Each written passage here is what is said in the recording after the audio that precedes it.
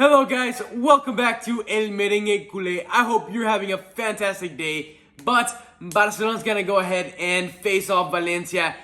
In order to secure 3 very important points, I am pretty confident that Madrid will drop points at one stage or another, so it is imperative that Barcelona secures the 3 points in this game. Now, this is the starting 11 Barcelona's gonna be rolling out with. Normally I'd say this is the starting 11 Ronald Koeman is gonna come out with. However, we know Ronald Koeman is not here.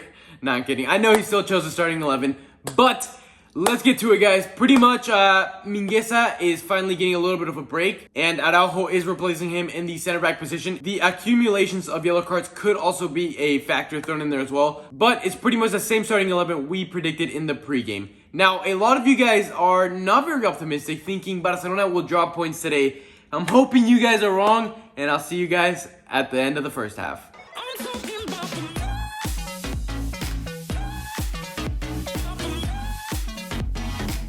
Alright guys, that is the end of the first half, 0-0, but man, what a half we're seeing. A lot has happened despite the fact that no goals have actually gone into the back of the net. So let's start off with the events that happened, and then let's break down exactly, tactically, what's been happening.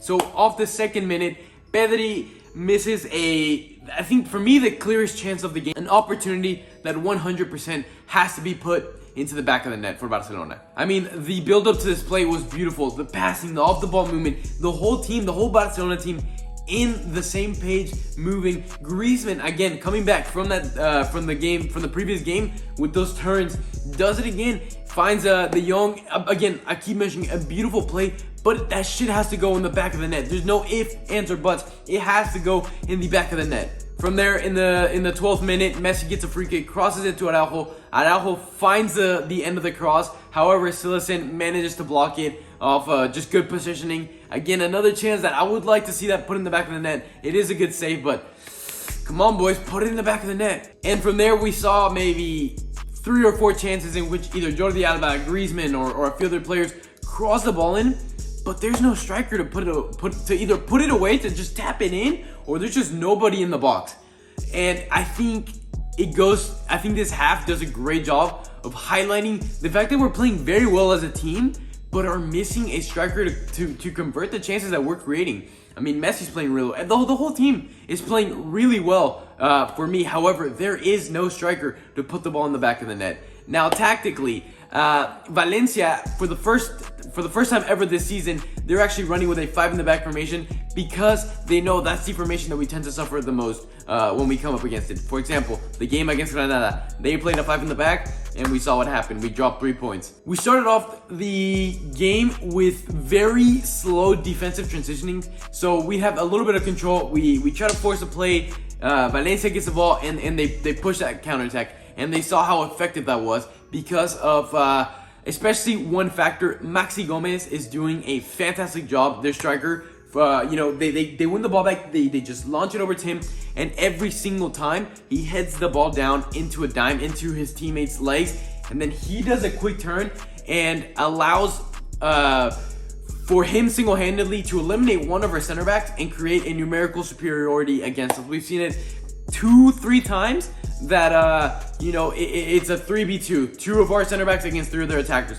We've been very lucky that Guy has missed a few chances that eventually we're able to defend either well, or they just missed. We've been very lucky that they have not converted, because trust me, this Valencia team is attacking very well. Now, defensively, they are a bit weak. Whenever we are able to win control of the game, every single time we have the ball, we are creating very dangerous attacks, whether it's from that cross, like I keep mentioning, just the absence of the striker, or a quick plays. We are creating chances. So defensively, we are able to break them down. However, we just can't find the last piece to just be able to put the ball in the back of the net. However, in the roughly 15th minute, roughly around the 15th minute, Valencia realized that they were so much more dangerous and so much more protected whenever they have the ball, rather than when we're controlling the game and just pretty much bringing the game to them. So for roughly a 10-minute margin of the half, they just remain in control of the game, controlling the tempo, getting up. I mean, regardless of whether they're in control of the game or not, they are playing and moving the ball very, very well. And it was scary because we looked like we were out of options for those 10 minutes, for that 10-minute period. However, whenever we did finally gain control of the game, of the tempo of the game, we started playing a lot better. And again, like I keep mentioning, we forced 1 or 2 plays to happen, which I'm not opposed to. Eventually, that ball's gonna have to be filtered through, so I'm not opposed to it.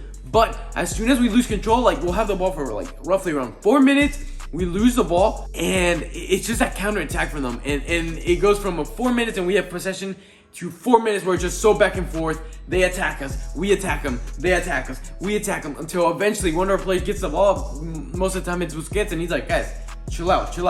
Get control of the game, allows Lenglet and Araujo to push up a little bit more, which in turn allows the rest of the team to push up a little bit more. So to conclude the half, this Valencia team knows how to attack. Defensively, they're a little bit scrambled. However, it also does a great job at highlighting the absence of a striker for Barcelona.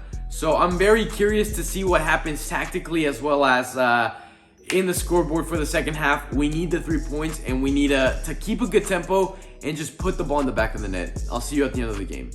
Messi's leadership gives us the 3 fucking points. Attaboy!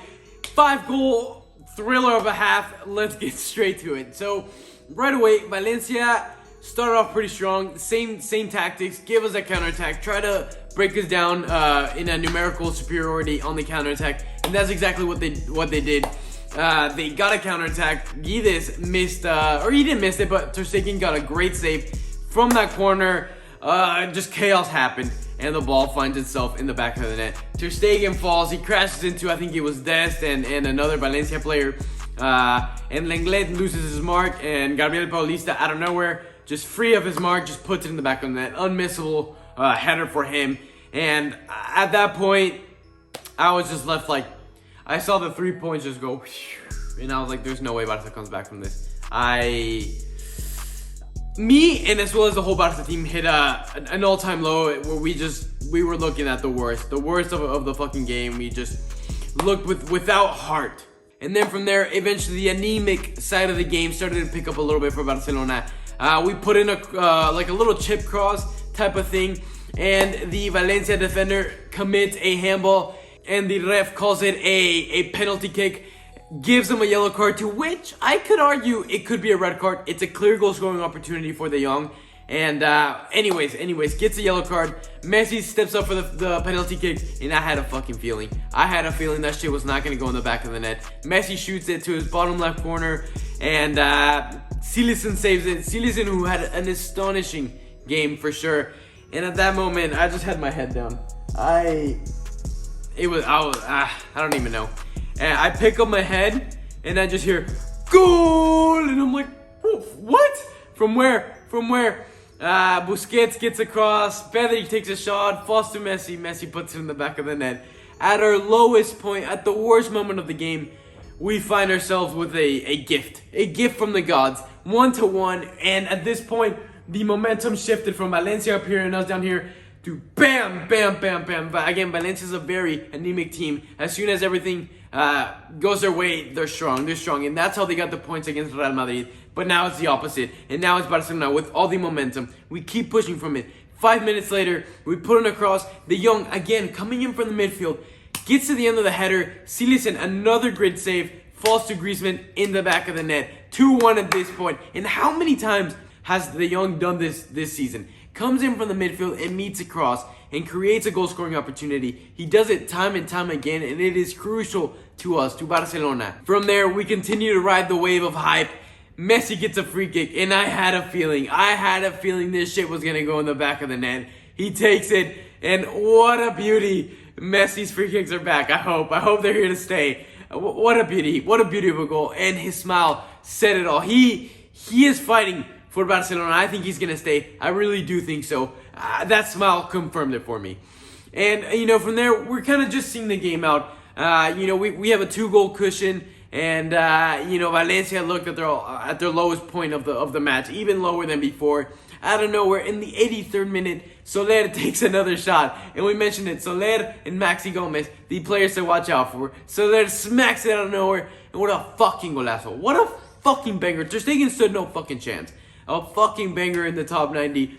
And, again, Valencia went from down here to up here.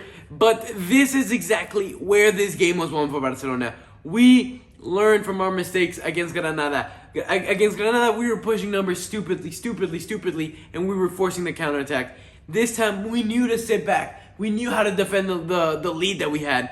And when we did get those counterattacks, we were smart about it. There was times where Messi had the opportunity to go for a goal, to shoot it, to get himself the hat trick. And what does he do? His leadership wins us the game. He turns around and says, guys, calm. This is how you end the game. This is how you end a game. This is how you finish out a lead, how you hold the lead. And it really did inspire the team, because right before that, there was a chance in which Barcelona went for the goal. And then it was right back down our throats. Luckily, we were able to hold on to the lead. And then Jordi Alba did the same thing. He calmed the game down whenever it needed to be calm. We held the ball. We survived those last minutes. And 3 freaking amazing points that I think we'll look back on in the end of the season and be like, this is where the Liga was defined. I hope so. I do honestly think Real Madrid is going to drop points, and I'm betting and I'm counting on it. But we keep applying that pressure onto them, onto Atletico Madrid. We have Atletico Madrid, a very tough game up ahead, but we are looking very in form. Ousmane Dembele did not play. He's a player that I thought could have given us a lot in the dying minute to give us a little bit of a breakthrough, but in the end, it proved to be beneficial to keep Griezmann on the pitch, to keep Messi, to keep a sense of calmness, a sense of not changing the scheme up a whole lot, which is something Ronald Koeman does at the end of the games. He swaps out a lot of players, and defensively, it has hurt us. But it didn't happen this game. We closed out the game. No correct predictions. Super happy with the 3 points, and happy with the way we played. Guys, no correct predictions, but if you enjoyed the video, if you enjoyed this hell of a half, you know what to do. Hit a big thumbs up. Don't forget to hit that subscribe button and the notification bell on. We're probably going to be live streaming a few of the Champions League games coming up later this week, so definitely stay tuned for that. As always, 3 points and Visca Barça!